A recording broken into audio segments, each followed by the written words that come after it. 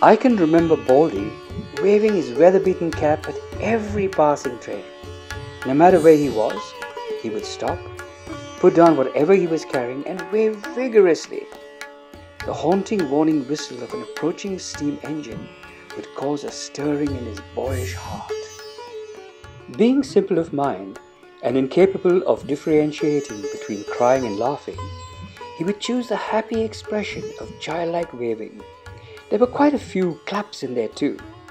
Most train drivers would wave back, much to Baldy's joy. In fact, I cannot remember Baldy ever being sad. He was a lovable village clown, complete with extra large pants held up by a rope, a loose flapping shirt with an old tropical cotton coat covering his robust frame. He loved to walk like Charlie Chaplin. He wore sorry-shaped canvas shoes in winter and went barefoot in summer. He happily bore the name Baldy, affectionately given to him by the local barber. His hair was cut close to bald because he was a troublesome fidget in the barber's chair. Some of the gentle folk of Shantinagar would give Baldy a clean set of clothes, which he wore for a few days. Then back would come his old comfies. Shantinagar, which means place of peace, was an upcountry railway colony, constructed during the British occupation of India, serving as a servicing depot for India passenger trains. It was here that Baldy spent his simple life, with no immediate family to call his own, except for the kind folk of Shantinagar. I loved spending the summer holidays there, with my widowed grand aunt and several cousins. Housed in a multi-roomed bungalow, my grand aunt's fourth husband had been the local station master. Over the years, several offers to house Baldy had been made, but him being a child of open spaces, a stargazing outdweller, could not be contained. So the good people gave up offering and instead allowed him to choose wherever his heart chose to shelter. Locals' verandas, church steps in summer, railway station benches, all served as beds for Baldy.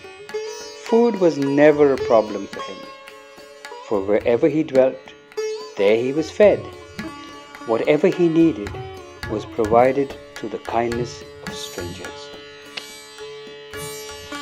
In exchange, Baldy would willingly do odd jobs, ranging from some shopping to shoe shining and fetching water from the wells. His favorite job was sweeping up. One time, he swept up someone's front yard, gathered a large pile of leaves, got carried away and swept the pile all the way to the station yards. He was distracted by some children playing and abandoned the leaves to join them. The only thing that would stop him in his tracks and bring him down to earth were train whistles.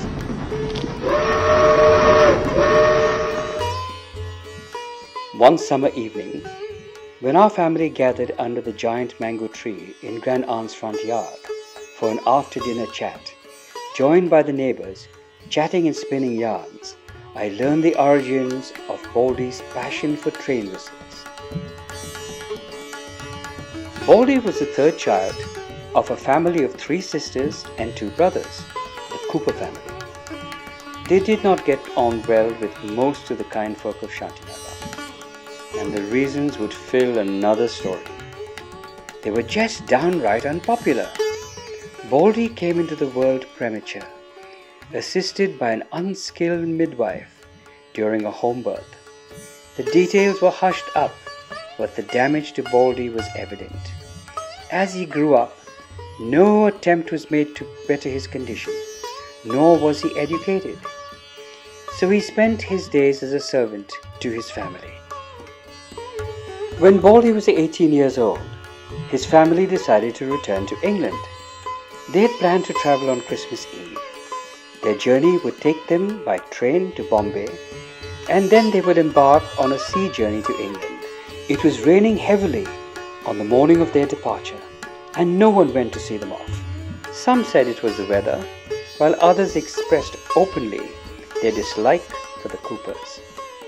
Baldy ran around, helping with the luggage, overjoyed that a train journey was imminent.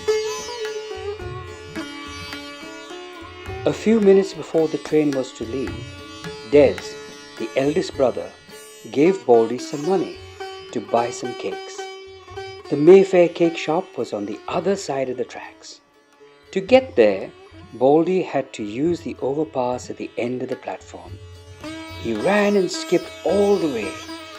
When he reached the middle of the overpass, the train whistled twice and carried his family away and out of his life. Baldy became hysterical, clapping and waving, laughing and weeping bitterly, and calling out to his family. The station attendants could not coax him off the overpass.